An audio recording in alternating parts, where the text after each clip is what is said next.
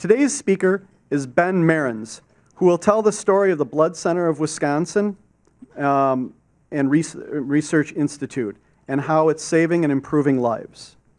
Ben joined the Blood Research Institute, which is part of the BloodCenter of Wisconsin, back in April of 2016.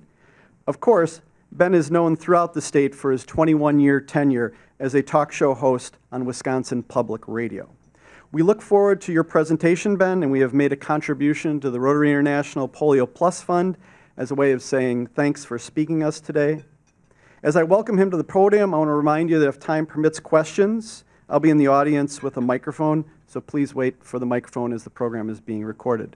Welcome, Ben.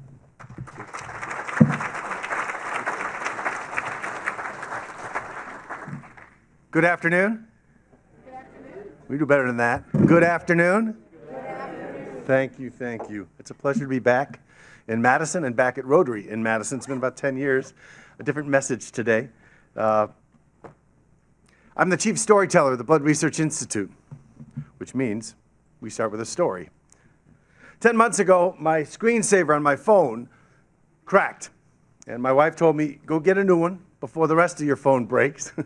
I walked into Verizon, and there's this guy there. His name is Ricky, and Ricky was about 5'8", is about 5'8", bald with a little beard, a white T-shirt, and Dockers, and he looks like the picture of health. On his shirt is a sign that says, "Hi, my name is Ricky. How can I help you?" And I'm in a hurry. I just want a screensaver. And I said, "Ricky, I don't need much. I just need a screensaver, okay?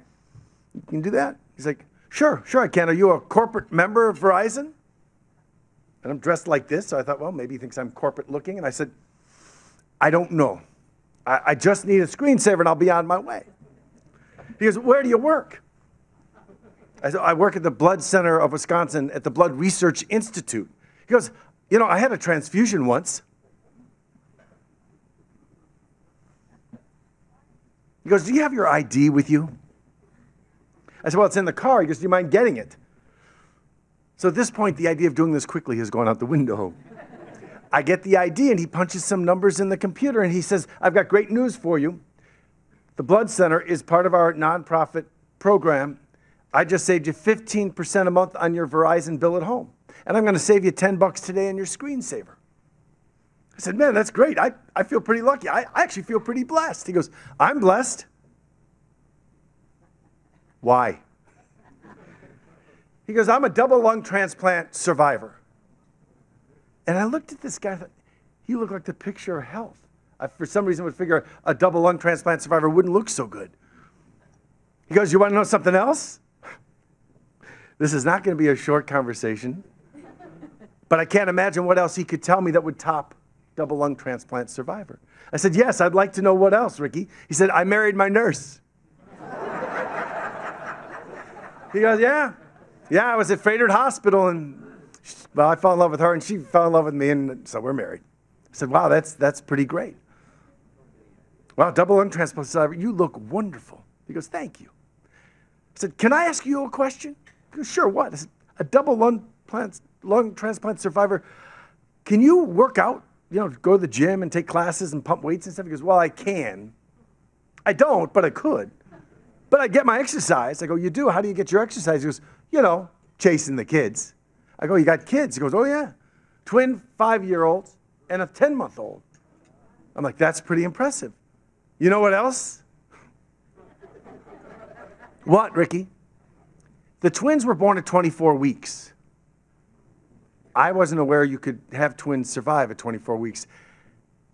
And I looked at it, I said, "How are they?" He goes, "Oh, they're great. I mean, they have autism a little bit, and one's got CP, but they're great. I'm standing in front of the most optimistic man who walks the face of the earth." He goes, "You know what else?" And I just, bring it on. "When they were born, one of my daughters is named Story, and the other is Sage. Sage wasn't doing well. She was on a machine, and the doctor pulled me aside 2 days after she was born and said, 'We have to have a talk. Your daughter on the machine, not such a good life. She's not doing well.'" And before he could get another word out, Ricky said, "Doc, I know where this is going. And I'm going to tell you right now, I'm a man of deep faith. We're not going there. I'm going to do everything I can do, and I expect you're going to do everything that you can do. And that's all we're going to say. about this machine she's on temporarily, Doc. And the doc looked at him and said, you know, Ricky, I too am a man of great faith, so I know what you're saying. But I am a man of science, and I know what your wife and your other daughter need of you. And I know what your daughter's going through. And, Doc, I want to make sure you heard me the first time. You do everything you can do, and I'm going to do what I can do. And that's all we're going to say. You asked if I get my exercise, Ben? I chase that 5-year-old girl around the house every day. I get my exercise. You bet I do. And I'm looking at this guy, and I'm thinking, I'm in the presence of greatness. This guy is just, he's glowing. I said, I want to tell you something about where I work, Ricky, because where I work is responsible for why you are here. In the late 70s, we had some doctors working at the Research Institute with doctors at Children's Hospital, and they discovered something called the human leukocyte antigen, or HLA. But you don't need to know any of that. You just have to know that HLA is the key that opens the door to allowing somebody to get body parts like lungs from somebody they're not related to. You see, our immune systems are like soldiers. Our white cells are told, stand down if you don't want them to attack something. And when it comes to HLA, we taught our white cells to stand down and allow those lungs to be inside you long enough for your body to learn to know them and accept them. That's why you're here today. He said, you know, Ben, that's amazing. I said, no, Ricky, it isn't. That is what happens when good science succeeds, when good research takes hold. You know what's amazing, Ricky? You're standing here. You're talking to me. You're married to your nurse. You've got 3 kids. And you're leading a full life, full of blessing and touching people's lives like you're touching mine right now. That, my friend, is what is amazing about you. I joined the Blood Research Institute 2 years ago.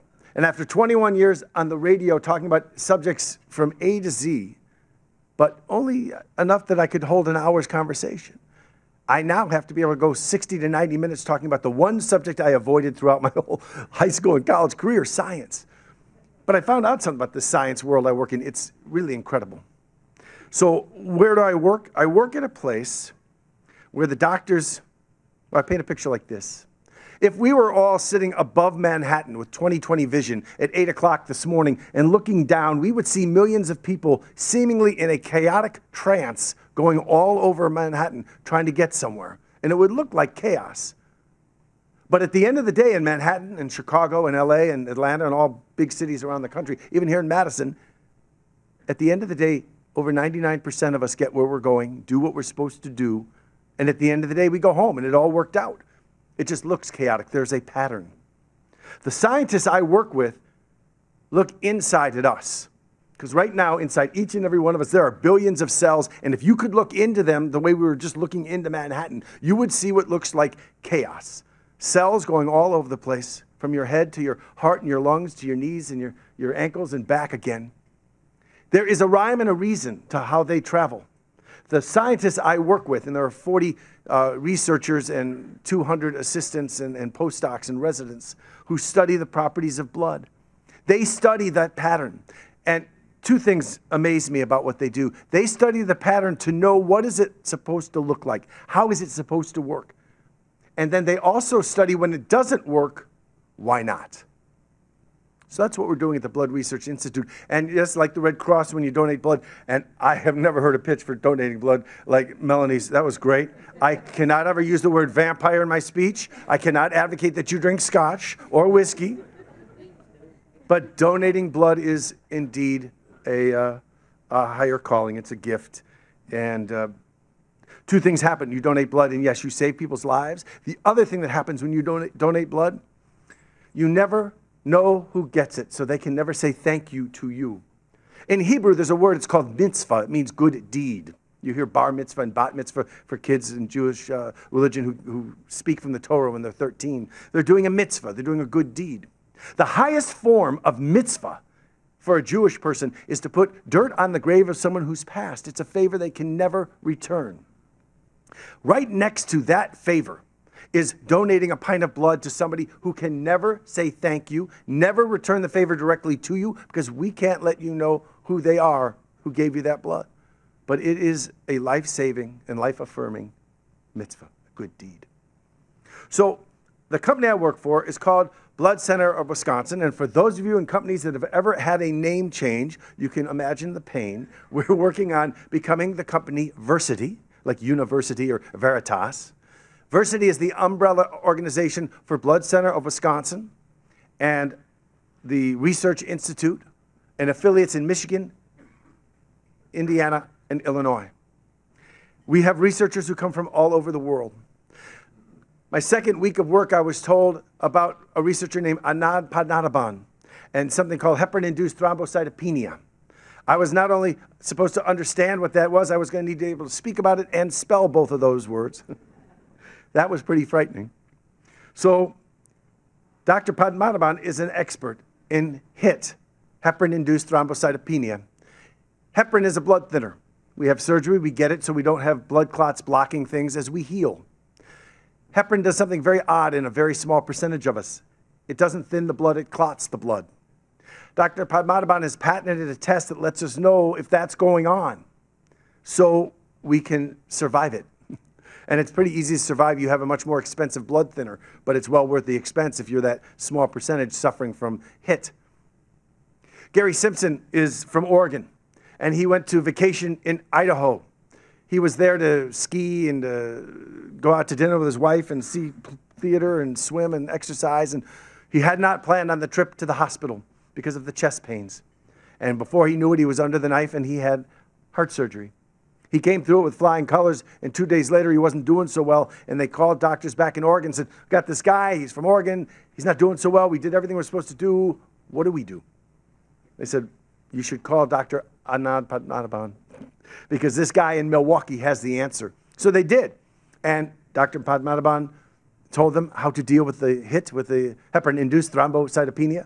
And 3 days later, Gary walked out of the hospital.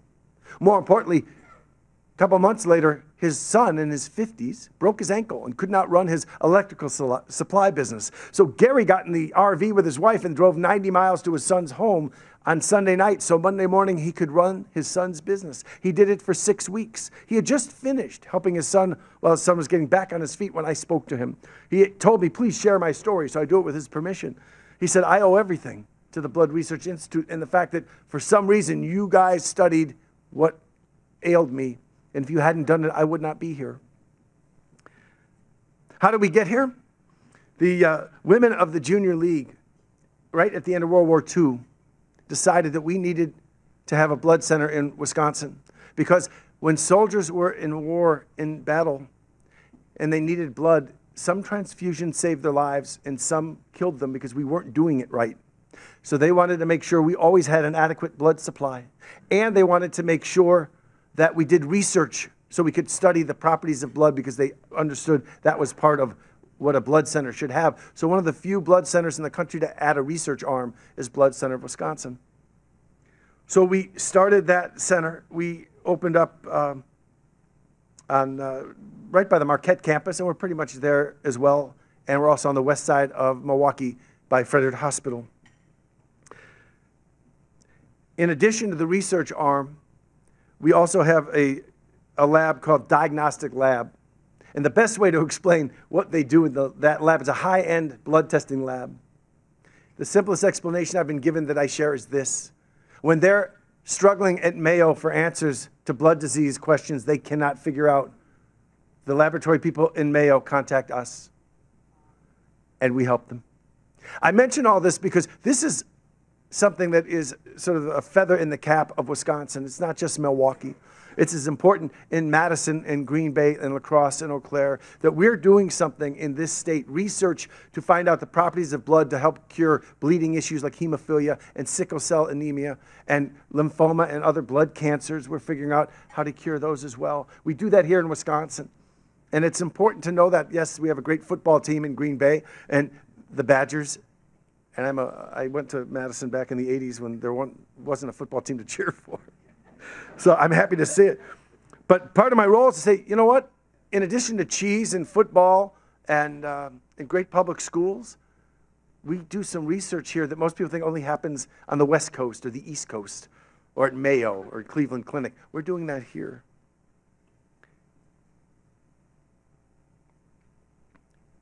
So one of the other areas that we have in our headquarters downtown is the Wisconsin Donor Network. And I met with Ann Krieger, who's one of the nurses there when I first started. I was onboarding, and I said, tell me some stories. My job is to share the stories I get from you with people so they know what we do here. She goes, well, you know anything about heart transplants? I'm like, no. She goes, well, I was in the surgery room when a heart was being donated by a man who's passed away and wanted his heart to live on and his other organs. When they donate a heart, they take it out of the body, they put it in a box, and they take blood from the donor as well. And as they take the heart down the hall, it continues to beat out of the body. It's pretty amazing. Anne was asked by the doctor to take the heart down the hall. So she did, and the doctor there said, and there's a crash team, you know, tons of people there doing a million different things to make sure this is done just right. And said, Anne, have you ever watched a heart be put into the body? She goes, no. He said, stay and watch this. So she's standing there, and they put the heart in the body, and they sew things up, and they turn the machines off. And the room sort of stops. There's that 1 second where you go from the machines to, is it going to work? And we do it pretty normally now, but every time it happens, it's a miracle. So she stood there, and everybody had sort of one collective goosebump as all of a sudden this man's heart started to beat. Now, I can't tell you his name.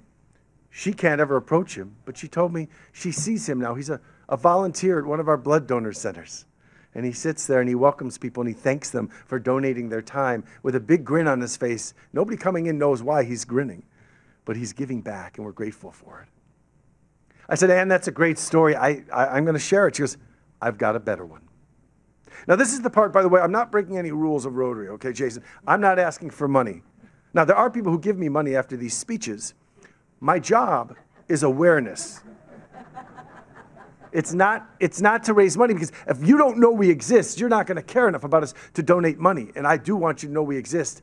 And I do want you at some point to consider financial support for research that will save our lives and our great-grandchildren's lives.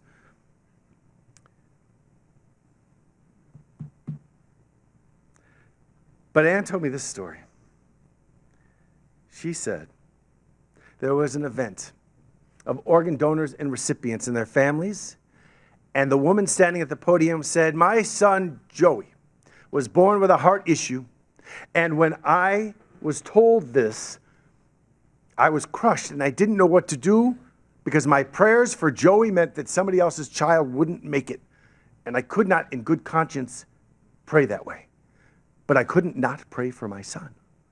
So she struggled with her husband and her clergy, eventually realizing that she can pray all she wants. It's sort of out of her hands.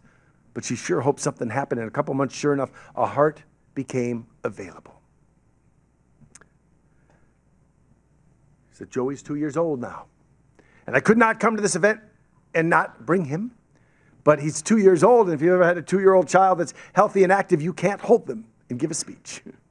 So he's not in my arms, but he's right here in that woman's arms, standing to my left, as she feels her child's heartbeat through my son Joey's chest. This is the point where I just tell you BloodCenter Research Foundation, and you write the checks. Because that kind of amazing work is made possible because these researchers spend untold amounts of moments, millions of moments, over years, if not decades, studying simple properties of blood to try to figure out how in the heck do we share organs? How do we clear up cancer? So the most exciting part of our research right now, or if not the most, one of the most, is something called immune therapy. So we are learning how to take your white cells out of your body, essentially like giving spinach to Popeye. We empower those white cells to go back into the body and defeat the cancer. Now, the beautiful thing about this is we are doing it in non-small cell lung cancer without having to give you chemo or radiation. That's the goal for all cancer, that we have within our bodies the tools, the cells to kill the cancer that right now we use chemo and radiation for. But just like we look back at blood leaching as arcane and pathetic treatment, our great-grandchildren will look back and say, wait a minute, you took chemicals, you stuck it in grandma, great-great-grandma, and if the poison didn't kill her, it cured her, and that was good science? And our answer is, yep, it's the best we had at the time. The best we will have in the future time is determined by researchers in Los Angeles and New York and Cleveland and Mayo and here in Wisconsin. We are privileged to have people from all over the world. And I'll finish the storytelling here by telling you about Weigo Kui is a scientist and surgeon from China. And while he was a young surgeon in China, his mentor said, "You are an excellent surgeon, but I see more in you. You could be a wonderful researcher. As a surgeon, you'll touch thousands of lives. But as a researcher, you could touch millions of lives." So Weigo Kui left China, got more education at Yale, and he is now a researcher with us. He's one of the world's leading immunotherapy researchers right here in Wisconsin, leading the way to getting immune therapy treatment to cure things like taking your white cells, making them stronger, sticking them in your bladder tumor cancer, and eradicating it. It's going on here. It's not real sexy. It doesn't get in the news a lot, and it's hard to show you a picture. But hopefully I painted one for you that will tell you that there's wonderful research going on because of these dedicated people who come from China and Germany and Chicago and Madison to come work with us. And I'm privileged to work there and honored to be able to tell you about the organization. Our core values are kind of interesting because you're now about my 40th Rotary in the last 18 months, so I know my time is right there. Do right always, strengthen the team, find a better way, make results happen. And in my Rotary coin I was given some months ago, is it the truth and is it fair to all concerned? And will it build goodwill and better friendships and will be beneficial to all involved and concerned? And if you take this and our core values, they match a lot. We have a lot in common, so I'm glad to be able to have told you a little bit about what we do, and I am thankful for your time and your attention. If you have questions, we can take a couple now, and if the time goes, I'm not leaving until the last question is asked and answered, so I'll be over here after everyone has gotten up to go if you want to talk to me. Thank you so much for your time.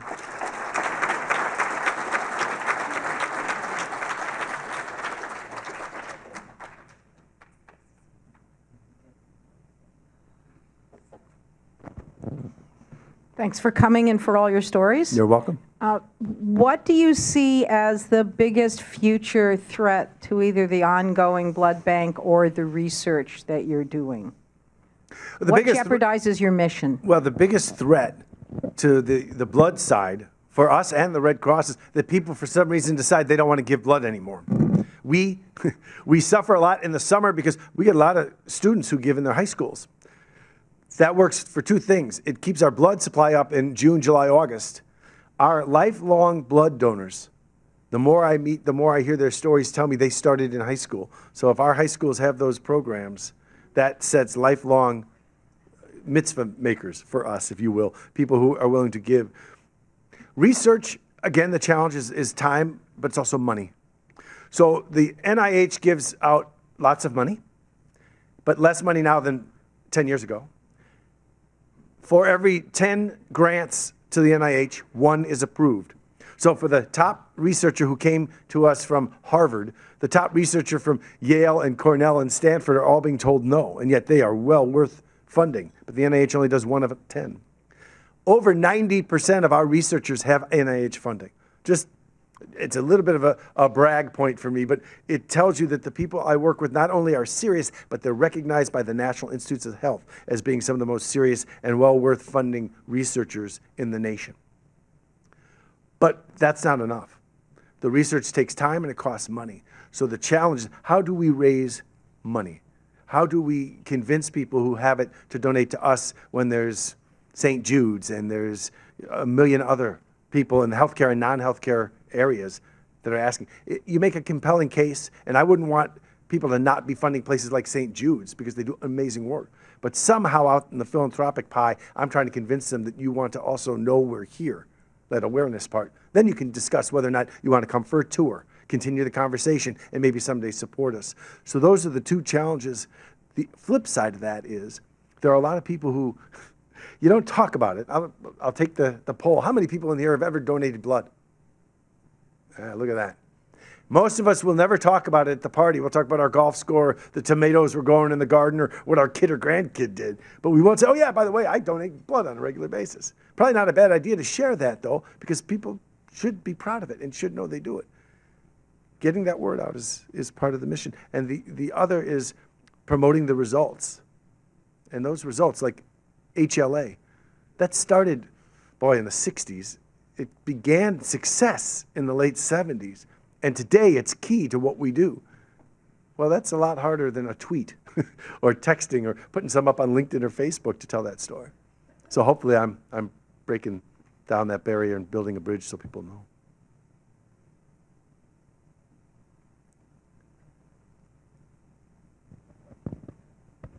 Thank you. I'm told that federal guidelines prevent accepting blood from LGBTQ people. Is that true in your organization as well? I'm not aware of that guideline. I've never been asked that question, but I will go look to see. The guidelines that I know, I thought you were going somewhere else with this. A woman came up to me from Great Britain at the Elkhorn Rotary, and she wanted to donate blood, but she'd been in Great Britain in the late 80s, early 90s during the mad cow scare.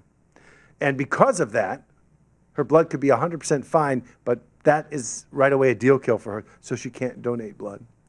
So there are certain things about international travel and certain diseases you may have had that would make it impossible for us to accept your blood, not because we don't agree with any of the letters you are, the politics, the religions. Our goal is to make sure that if you get blood that we have made possible and available, that we know we're not doing anything to harm you.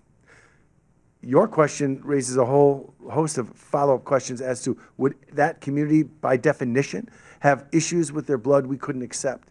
And I don't know, but if you come see me afterwards, I get your name and number, I'll find out and I will call you and let you know. Because it's a great question. I just don't know.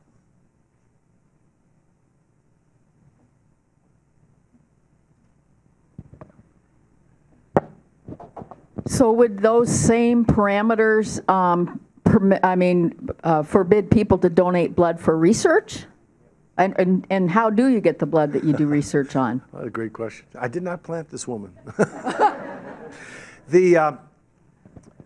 Most of our research is actually done on mice. All right? So the mice properties are very similar to our properties. You can create mice whose blood systems and body systems are equal to ours, so like human systems in mice. If you want to go in the mice business, they go for about $300 a mouse. So there's a cost, by the way, for our research. But some of the blood that comes to us, when people donate blood, they can fill out a form that says we can use some of that blood as well. And that blood is, the majority of the people who come donate blood are not giving it for research. And we're not asking for it for research. So that needs to be made very clear because I don't want anyone to confuse it. If you donate a pint of blood, we're getting it in the lab. But there is excess blood at times, or the average shelf life for a pint of red blood is 6 weeks. Karen Hoffmeister, who came to us with her husband, Hervé Fallet from Harvard, studies glycomics. Glycomics are best described as the new explanation I was given. I love it. So you know what Fruit Loops look like? And the outside of Fruit Loops are little sugar crystals. In blood, the blood cell would be the Fruit Loop. The sugar crystals are the sugar proteins of blood called glycans. Karen studies these glycans. Her work expects that when she figures out some of the keys, she's going to hopefully double the shelf life of red blood. But if you can't use it after 6 weeks for patients, it could be used for research. It is a challenge, though. Time for one more before, right here. How many are on the staff, researchers in Milwaukee, and how big is the staff? And are you competing with the other centers around the country, or are you working together? The answer to the second question, both. I mean, obviously everybody in the science wants to be the one who does the major breakthrough, but we also collaborate with people around the country so those major breakthroughs are possible because of the work that somebody's doing in San Diego's Blood Research Center and here in Milwaukee. So it's a little bit of both. And the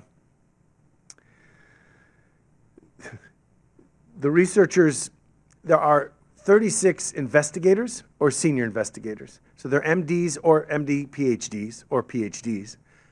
And they're also residents who work with us and postdocs who work with us. So it's probably a couple hundred in our research arena. And then we also have people in our downtown, the diagnostic lab. They do research there too in the high-end blood testing lab. And then because we've now affiliated in Michigan, Indiana, and Illinois, there are numbers there, and I don't have the exact numbers yet, but they have grown with us. So it's over 200. And some are, in their early 20s and just getting started. And Doc Astor is our former executive director. He's in his mid-80s, and he was part of the HLA discovery that allowed for the lung transplant story I told you about. He supposedly retired a decade ago, but nobody told him. So he shows up to work every day. We have seminars once a week with people from all over the country and the world who come and discuss their research. Almost every time he's in the room, he's the one who asks the smartest question in the room. So we've got a lot of really good mental capacity, if you will, there. And we do have people who come from, as I said, all over the country and the world through our seminar program, which is weekly, 40 weeks out of the year. Yeah. I know you have other things to do today, and I'm so grateful for the time and attention. I'll stay if you have follow-up questions, but I don't want to burn Jason on the time. I promised him we'd be done on time. So, again, thank you so much.